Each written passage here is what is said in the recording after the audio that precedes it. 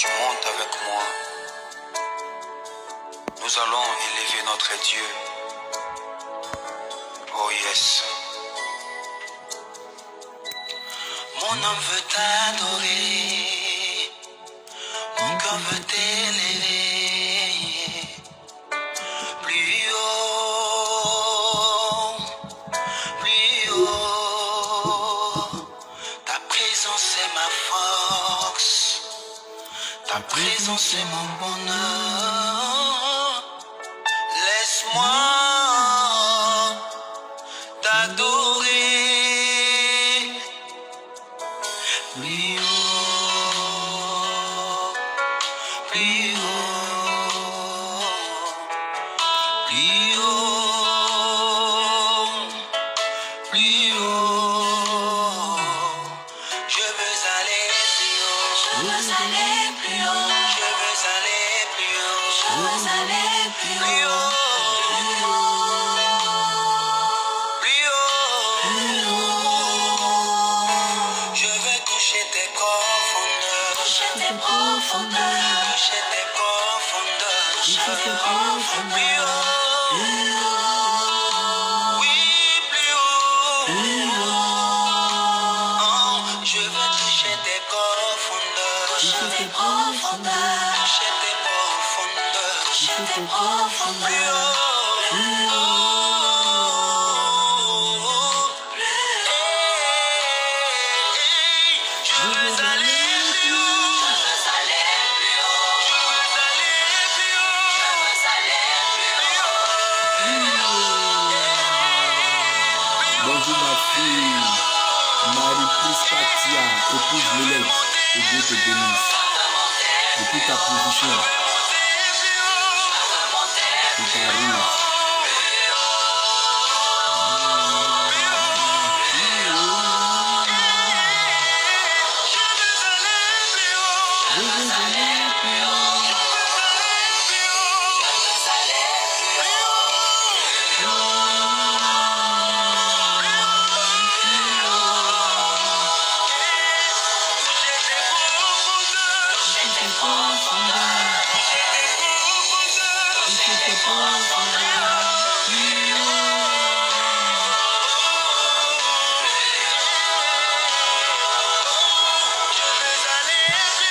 Je veux aller plus haut, je veux aller plus haut, plus haut,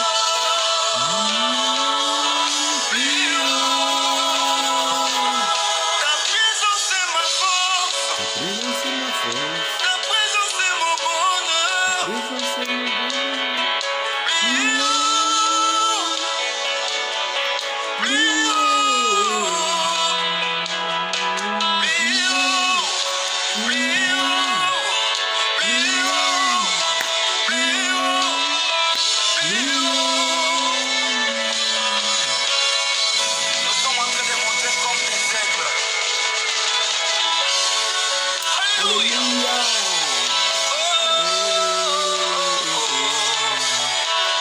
Alléluia.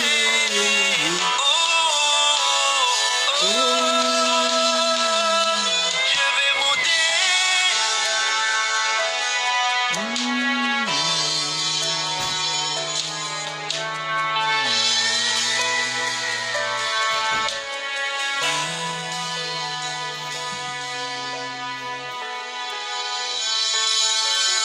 Merci Jésus. Que Dieu vous bénisse, que la grâce de Dieu soit avec vous, qu'il se souvienne de vous, que Dieu vous bénisse. Alléluia. Nous sommes à notre méditation matinale. Nous méditons ensemble avec le pasteur Quadio Fourier. 30 minutes pour comprendre et préparer son éternité. Alors je veux que nous élevons ensemble la voix et nous commençons à prier. Élevons la voix, prions le Seigneur. Nous te bénissons, Père. Nous te rendons toute la gloire. Nous te célébrons. Merci pour ta faveur. Merci pour ta vie. Merci pour ta grâce. Merci pour ta puissante main. Merci pour ta fidélité. Je veux élever ton nom. Je veux te donner toute gloire. Je veux te célébrer. Je veux te magnifier. Tu es élevé. Tu es glorifié. Toute louange te revienne. toute exaltation est à toi. Béni sois-tu, Père, pour ta fidélité. Béni sois-tu, Père, pour ta faveur. Nous te bénissons, nous te célébrons, nous te glorifions, nous te rendons, mon Dieu, Père, toute exaltation. Merci de conduire ce temps, que ce temps soit pour ta gloire, que ce temps soit pour ta gloire, Dieu. Merci, Père. Ton nom est élevé, ton nom est célébré, ton nom est glorifié. Lo kitiberi l'orient santa bonte guizes. Lo katabro sheke tabro sa katabra sakalabaya. Merci, Père. Prends le contrôle, conduis-nous, parle-nous, conduis-nous, exhorte-nous dans le nom de Jésus de Nazareth. Amen. Alléluia. Que Dieu vous bénisse de là où vous êtes, que sa grâce soit sur vous. Merci pour je bénis Dieu pour votre vie et je déclare que l'amour de Dieu soit profond dans votre cœur, que vous atteigniez la dimension de l'air qui s'envole. Alléluia. Et nous sommes à notre méditation matinale du moins. Aujourd'hui est le dernier jour de la semaine. Le dernier jour de la semaine par rapport à la méditation matinale. Nous sommes en train d'aborder le thème, la vision, je répète, pour le thème, c'est-à-dire la dimension de l'aigle dans les temps de la fin. Matthieu 24, verset 28. Matthieu 24, verset 28. La Bible dit, en quelque lieu que soit le cadavre, là s'assembleront les aigles. Je réponds, en quelque lieu que soit le cadavre, là s'assembleront les aigles. Et hier, par la grâce de Dieu, j'ai fait une bonne lecture de tout le Matthieu 24 jusqu'au verset 28. Jésus-Christ a montré les catastrophes qui vont venir, les fléaux négatifs qui vont qui seront présentes, la mort, la famine, la déchéance, la douleur, la trahison. Il a montré que les temps de la fin ne seront pas vraiment faciles. Ce sera très difficile. Et toutes ces choses-là vont donner des morts partout, des cadavres partout. Et il dit, en quelque lieu que ce soit le cadavre, là s'assembleront les aigles. Donc là où il va voir charnier, là il enverra ses aigles. La Bible dit, ils s'assembleront pour venir. Et ces aigles-là, c'est une parole prophétique. C'est une parole prophétique. Elle est mystérieuse. Ce n'est pas que des aigles physiques seront, parce que en place des aigles, on pourrait parler de vautours. Là, parce que lorsqu'il y a les morts, on voit beaucoup les vautours viennent se poser. On voit beaucoup les corbeaux venir se poser. On voit les corbeaux. Mais là, on parle de l'aigle. Alléluia. On parle de l'aigle. Alléluia. Jésus-Christ dit, en quelque lieu que soit le cadavre, là s'assembleront les aigles. Donc, c'est une dimension. Gloire au Seigneur. L'aigle, c'est une dimension. Avant que nous ne continuions, prenons notre Bible aussi dans le livre d'Ésaïe. Ésaïe, on va chercher à rentrer dans les caractéristiques de l'aigle aujourd'hui. Ésaïe, je crois chapitre 40, chapitre 40, Ésaïe chapitre 40, Ésaïe chapitre 40, Ésaïe chapitre 40, Ésaïe chapitre 40, à partir du verset 27, nous lisons jusqu'au verset 30-31. Voilà, jusqu'au verset 31. Ésaïe chapitre 40, à partir du verset 27. Pourquoi dis-tu, Jacob? Pourquoi dis-tu, Israël? Ma destinée est cachée devant l'Éternel. Mon droit passe inaperçu devant mon Dieu. Ne le sais-tu pas? Ne l'as-tu pas appris? C'est le Dieu d'éternité, l'Éternel qui a créé les extrémités de la terre. Il ne se fatigue point, il ne se lasse point. On ne peut sonder son intelligence. Il donne la force à celui qui est fatigué. Il augmente la vigueur de celui qui tombe en défaillance. Les adolescents se fatiguent et se lassent. Les jeunes hommes chancellent. Mais celui qui se confie en l'Éternel renouvelle. Mais ceux qui se confient en l'Éternel renouvellent leur force. Ils prennent le vol comme les aigles. Ils courent et ne se lassent point. Ils marchent et ne se fatiguent point. Gloire au Seigneur. Écoutez, le verset 31 dit, mais ceux qui se confient en l'Éternel renouvellent, ceux qui se confient en l'Éternel renouvellent leur force. Renouvellent leur force. Ils prennent le vol comme les aigles. Donc, on n'a pas dit comme le pigeon. On n'a pas dit prendre le vol comme le tisserand. Ils prennent le vol comme les aigles. Gloire au Seigneur. Ils prennent le vol comme les aigles. Donc, le vol comme les aigles, l'aigle est une dimension puissante. Alléluia. L'aigle est une dimension puissante. La Bible dit les adolescents se fatiguent. Ils chancellent, ils se découragent. Ils sont ébasourdis, ils sont KO, ils perdent la force. Mais la Bible dit ceux qui se confient en l'Éternel renouvellent leur force. Ils prennent le vol comme l'aigle. C'est une dimension des temps de la fin. Gloire au Seigneur. Et dans cette dimension des temps de la fin, j'ai dit que on ne va pas seulement regarder, observer le chaos, le mal. On ne va pas regarder seulement, on ne va pas observer le danger, on ne va pas observer les cataclysmes se mettre en place. On ne va pas observer la famine seulement, les nations s'élever contre une autre nation. On ne va pas observer la traîtrise, c'est-à-dire le mal s'accroît. On ne va pas observer seulement que la perte, la séduction des humains, la perte de beaucoup de vies. On va observer aussi une dimension. Dieu envoie toujours dans les difficultés des personnes qui ont la dimension de l'aigle. Non pas des personnes qui ne se sont pas préparées, mais des personnes qui ont pris le temps de se préparer.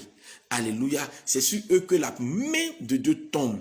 Des personnes qui ont pris le temps de chercher la face de Dieu. Des personnes qui ont pris le temps à gémir devant Dieu pour une situation. Des personnes qui ont passé pratiquement plus de un jour et plus de 1 an, 2 ans, 3 ans, 4 ans, que dis-je, 10 ans, 20 ans à chercher la présence de Dieu. Des personnes qui se sont concentrées, des personnes qui se sont isolées, des personnes qui ont vécu dans la solitude, toujours pour chercher la face de Dieu. Des personnes qui ont gémi, qui ont pleuré devant les hôpitaux, qui ont pleuré en voyant la famine, qui ont pleuré en voyant la main de Dieu qui n'est pas opérationnelle, qui se sont interrogés. Ce sont ceux-là même que Dieu va mandater, va oindre. Ceux qui ont pris le temps d'aller chercher la présence de Dieu, ce sont ceux-là même que Dieu va oindre dans les temps de la fin.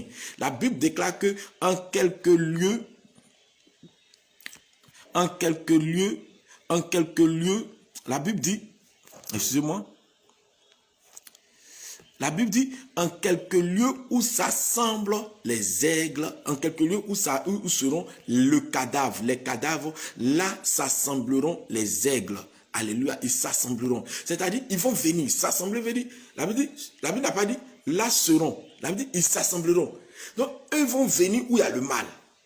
La dimension des aigles, c'est là où le chrétien est attiré vers le mal pour bénir en disant que mal, je t'appelle bien. Maladie, je t'appelle guérison. Malédiction, je t'appelle bénédiction. Chaos, je t'appelle ok. Tristesse, je t'appelle joie. Mort, je t'appelle vie. Ils s'assemblent là, ils se rassemblent vite là où il y a le mal. Au fait, ils seront en dimension d'urgence. Ils seront des chrétiens de la dernière urgence. Ils viendront comme des sapeurs-pompiers. Ils viendront pour éteindre le mal, pour confronter le mal. Écoutez, j'aimerais dire que dans les temps de la fin, lorsque les chrétiens même seront enlevés, on va vivre l'époque du diable, où le diable va régner pendant 7 ans.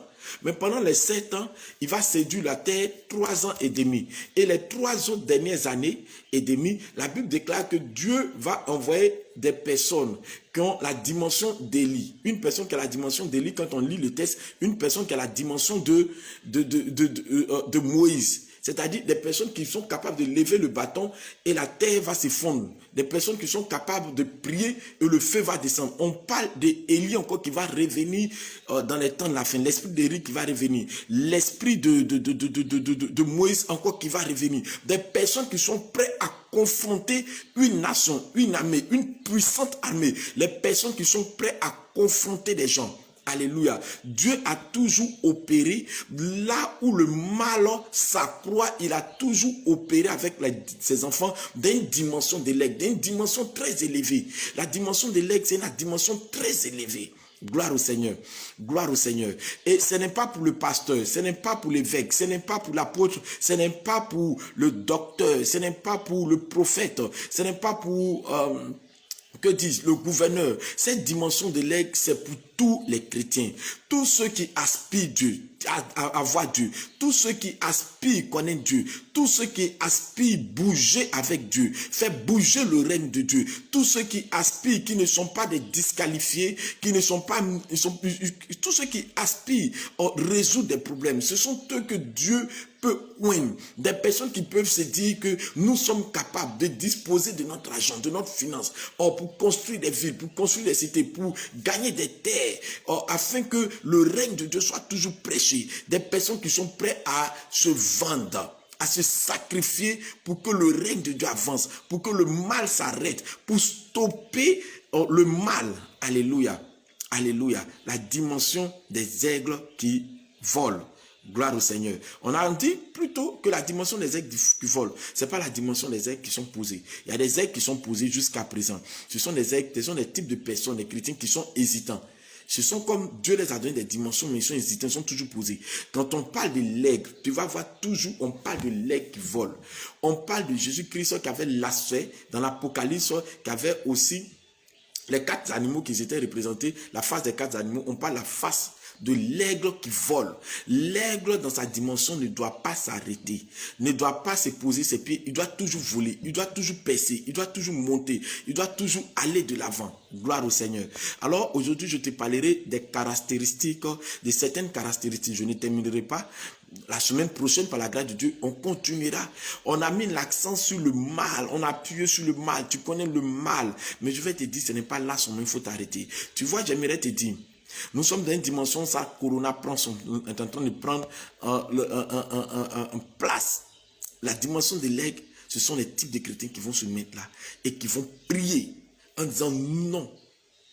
On va détruire ce système par notre prière de ce vaccin. On va annuler cela. On va détruire cela. On va permettre qu'on ne soit plus reconfiné, tout le monde encore. On va annuler le projet. On va retarder le projet de l'Antéchrist.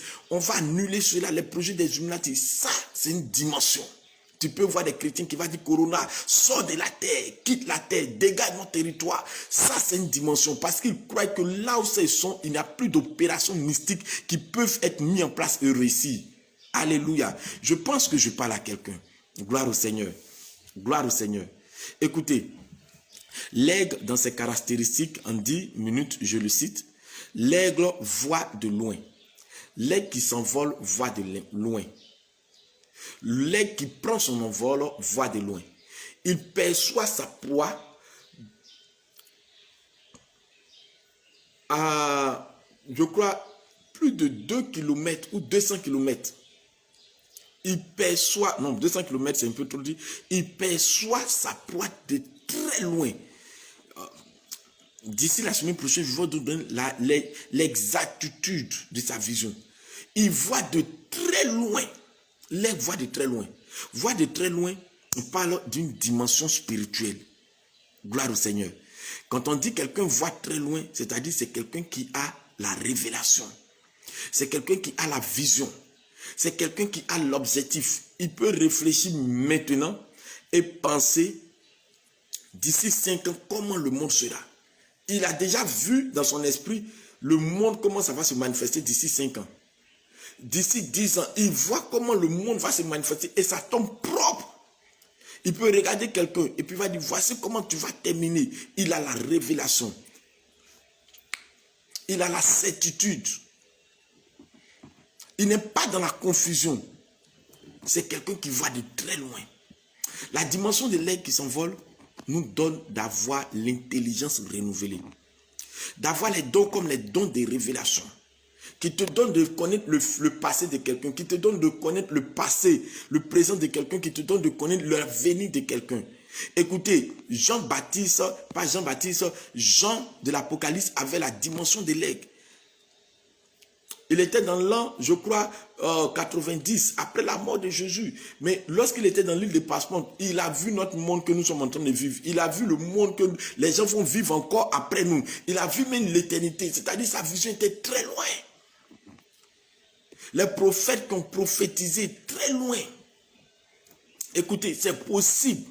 Le chrétien qui vit sans révélation, sans songe, sans vision, sans révélation, sans parole de connaissance, sans sagesse, c'est un chrétien qui ne risque de ne pas arriver loin, qui ne verra rien. Tu seras comme le commun des mortels. Les gens qui sont humains se lèvent et ils jugent tout naturellement. Non, la dimension de l'œil nous donne de voir loin, nous donne de penser loin, nous donne de pouvoir calculer comment le monde sera. Paul pouvait dire à son fils Timothée, prêche l'évangile, insiste en toute occasion pas, car il arrivera des temps où les gens auront marre de la saine doctrine, d'entendre la saine doctrine. Mais il a vu cela. Et quand il a dit, cet homme dit, aujourd'hui quand tu évangélises les gens, c'est difficile. Ils savent t'anticiper, ils savent comment, c'est-à-dire c'est devenu difficile, il faut changer de stratégie. Mais Paul dit, avant, ils allaient forcément écouter. Il dit, mais maintenant, là, ça va devenir très difficile. Les temps de la fin seront difficiles. Écoutez, nous devons rentrer dans une dimension où tu es dans la maison et tu sais tout ce que se passe. Tu te tais, c'est tout. Mais tu sais tout ce que tu passes. Tu rentres en entreprise, tu sais tout ce que tu passes. Tu es dans le quartier, tu sais tout ce que tu passes. Lorsque tu arrives nouvellement d'un quartier, Dieu te donne la révélation. La puissance du Saint-Esprit te donne la révélation de comment est-ce que le quartier est bâti. Sur quel fondement est bâti ce quartier. Quels sont les esprits qui animent ce quartier. Et quels sont les gens qui sont prêts à être sauvés. L'Esprit de Dieu te donne cette dimension. De toi-même, ton avenir. De l'avenir de tes enfants. Il te donne d'entrer dans une dimension pas possible. Il te donne de voir les sorciers qui s'envolent, qui rentrent. Non, tu as le scanner. C'est possible de vivre par révélation, d'évangéliser par révélation. Alléluia. D'être riche par révélation, de te marier par révélation, de bâtir ton entreprise par révélation. Pourquoi? Tu as la dimension de l'aigle. Tu vois très loin.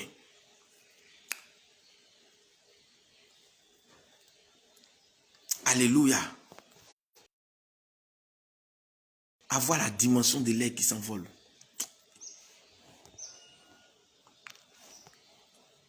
Gloire au Seigneur. Tu dois avoir la dimension de l'aigle qui vole. Gloire au Seigneur.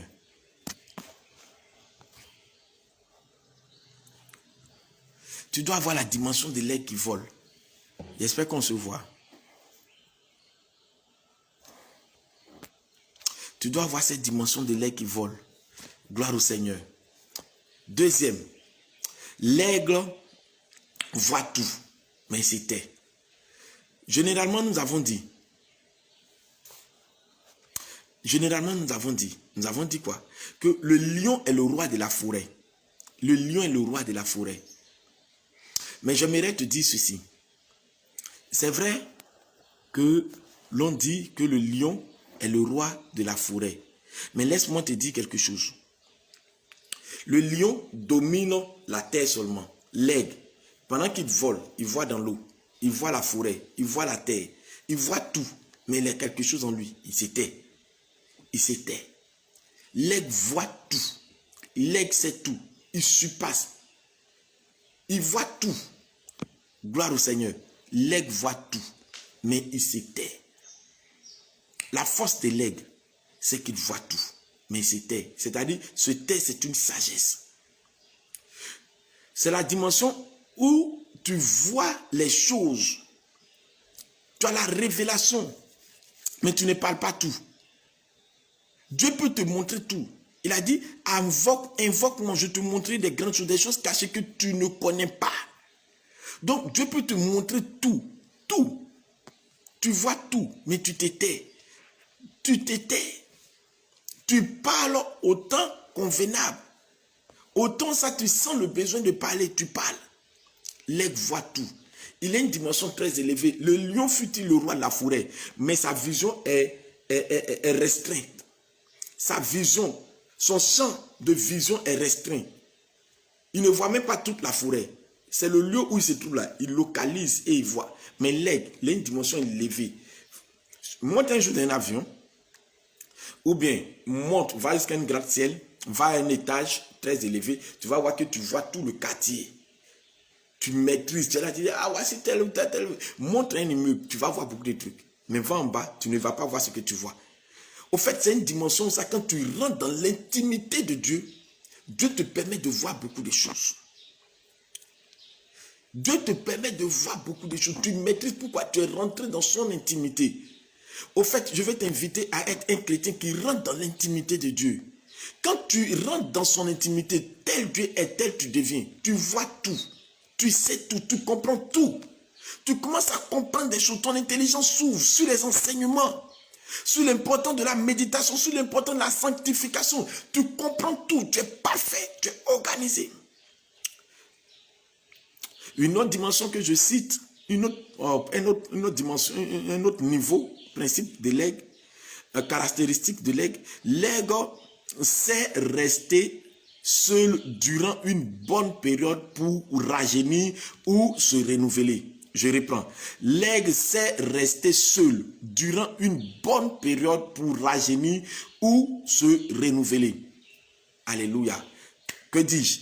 Lorsque l'aigle sent qu'il est en train de vieillir, il sent la lourdeur, il sent le surpoids, il sent que ça ne va pas trop, il se retire. L'aigle va se mettre sur la plus grande montagne, d'un lieu très élevé, il va se mettre sur cette montagne ou dans ce rocher. Et qu'est-ce qu'il fait? Il commence à se plumer, seul, il prend son bec, il se plume, il enlève tous ses ailes. Je te parle des aigles humains et des aigles physiques. Il enlève tous ses ailes. Il enlève ses plumes. Il enlève du moins ses plumes. Quand il finit de se plumer par ses aigles, il prend son bec. Il tape le rocher. Il tape le rocher jusqu'à ce que ça se casse. Quand ça se casse, il reste là comme ça pendant 40 jours. L'aigle royal, il reste là comme ça pendant 40 jours. Et puis ces ailes-là, ça pousse seul. Et son bec prend le temps de se renouveler, ça pousse seul. Quand tu reviens comme cela, là, il est renouvelé. Alléluia. Ça doit être la force du chrétien. Le chrétien doit savoir aller rester seul, arriver un moment où tu es avec les hommes, tu bavardes, tu causes. Tu sens que tu es en train de perdre dans l'onction. Tu sens que la grâce, la puissance de Dieu est en train de diminuer en toi. Tu dois pouvoir te retirer seul, apprendre à prier seul. Apprendre à jeûner seul, apprendre à te couper des humains, apprendre à te couper de ton entreprise, apprendre à t'enfermer dans le désert, apprendre à t'enfermer toi seul, apprendre à rester seul avec Dieu. Par moment, il faut que tu aies cette décision, tu prennes cette décision. N'attends pas que ton pasteur ou l'église te mette sur un jeûne. Toi aussi, prends la décision, toi seul, disant que ma vie de prière, ça ne va pas. Je sens que ce niveau, ça ne va pas. Je sens que dans ce combat, si je reste comme ça, je risque de perdre. Je rentre en jeûne, je reste seul. Je commence à faire des veillées seul. Je commence à prier seul. Je commence à prendre des moments de jeûne seul. Je commence à aller me retirer seul. Je commence à rester seul. Je reste dans mon lieu seul. Je décide de prendre les 21 jours, les 40 jours, les 30 jours de jeûne. Je reste seul. L'aigle reste seul. Et il renouvelle. La Bible dit, vous avez lu ça tout à l'heure avec moi et je le répète au verset 31, mais ceux qui se confient en l'Éternel renouvellent leur force. Ils prennent le vol comme les aigles. Tu dois pouvoir renouveler tes forces dans le jeûne. Il arrive un moment dans la vie chrétienne où pour toi, jeûner devient comme une imposition parce qu'il y a des combats que tu ne vas jamais gagner sans jeûne. Il y a des personnes qui peuvent faire une semaine ou manger pendant une semaine, ce sera trop. Elles vont faire tout pour pouvoir jeûner au moins une semaine dans le mois. Il y a d'autres qui vont faire pour jeûner au moins 3 jours dans la semaine. Il y a d'autres qui vont dire dans l'année, je dois faire 40 jours. Dans l'année, je dois faire peut-être 40 jours multipliés par 2. Tant que le jeûne n'est pas associé à la vie chrétienne, elle ne se sent pas à l'aise parce que le jeûne nous donne la puissance.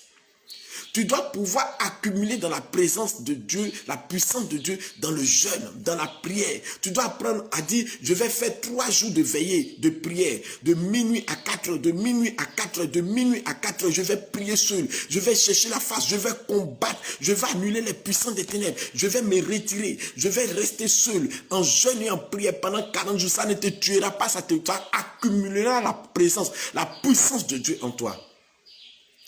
Alléluia. Je suis en train de te livrer les secrets. Comment rentrer dans la dimension pour pouvoir opérer puissamment dans les temps de la fin. Alléluia, que Dieu te bénisse. Que la grâce de Dieu soit avec toi. Il est 6h01. Je vais m'arrêter là. Et nous allons continuer dans les caractéristiques de l'aigle qui s'envole, la dimension de l'aigle qui s'envole. Mais la semaine prochaine, on va rencontrer en profondeur les plumes de l'aigle. Qu'est-ce que ça sert? Alléluia. Sois béni, que la grâce de Dieu soit sur toi, que Dieu commence de façon prophétique à te donner ces caractéristiques de l'aigle qui s'envole. Que Dieu te bénisse, que Dieu te multiplie. Alors rentre dans cette dimension. Je prophétise ainsi au nom de Jésus de Nazareth. Amen. Amen. Dieu te bénisse. Passe une très bonne journée et nous nous retrouvons aujourd'hui soir au super mercredi.